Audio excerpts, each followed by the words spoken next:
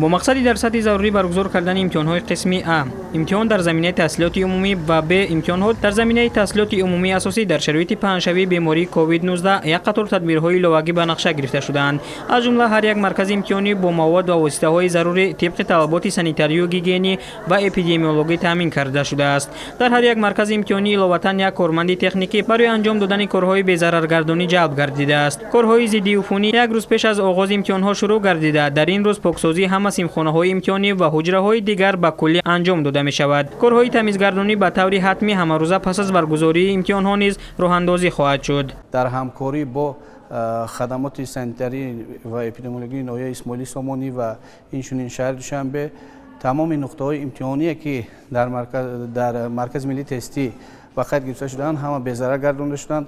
بغیر از این در هر یک مرکز امتحانی هم محلول‌های به ضرر گردانی و هم محلول‌های آنتیسپتیکی موجودند و بین داوطلبان هنگام وارد شدن به صنفخانه‌های امتحانی و به مرکز امتحانی مسافه‌ها رعایت کرده می شود و ما در اینجا علامت گذاری کردیم که هر یک داوطلب باید که مسافه را رعایت کند.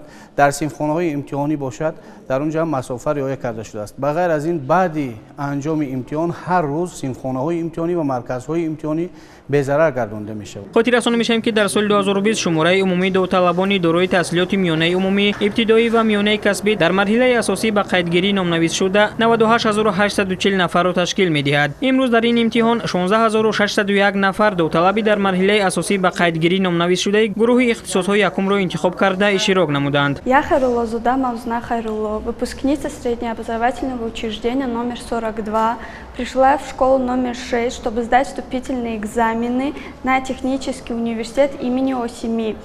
В будущем хочу стать архитектором достойной своей страны и надеюсь, что экзамены сдам на отлично. باید گفت که از سال 2019 قبول دانشجویان به مؤسسه‌های تعلیمی تحصیلات میانه کسبی در زمینه تحصیلات عمومی اساسی نیز توسط امتحان‌های مرکزآینده داخل شوی به راه مانده می‌شود. شماره داوطلبان دارای تحصیلات عمومی اساسی در مرحله اساسی به قیدگیری نامنویس شده در سال جاری به 10033 نفر برابر است. دوره اساسی امتحان‌ها موافق جدول مقرر شده از 1 تا 7 ایولی سال جاری در 48 مرکز امتحانی در 18 شهر و ناحیه‌های جمهوری از جمله ناحیه‌های اسماعیلی سامانی، سینو، فردوسی و شاه منصور شهری دوشنبه، رشت، خوجند، ایسروشن، کنی بادام، پنجکند، باباجان غفورов، باختر، کولاب، واسه، دنغره، کوشانیان، جلالدین بلخی، شهر توز و خاروغ برگزار می‌گردند.